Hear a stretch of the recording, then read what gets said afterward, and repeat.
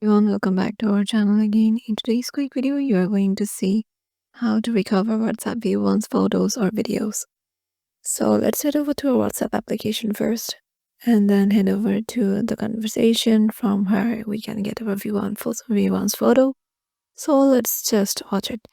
So as you can see, they have sent me a V1's photo, and if I want to re-watch it again, I can't just do it because it is set for V1's and only once I can see it.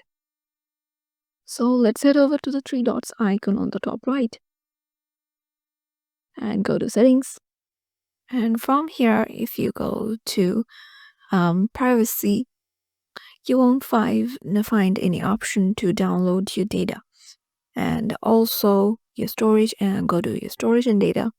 And here your media will be downloaded automatically, but there is no option for V1's to recover it because it is set for end-to-end encryption system.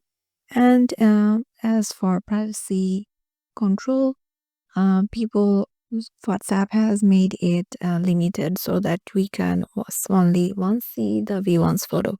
It is not recoverable by WhatsApp. So yeah, this is how you can do it. Hope this video will help you out, and we'll see you in the next one.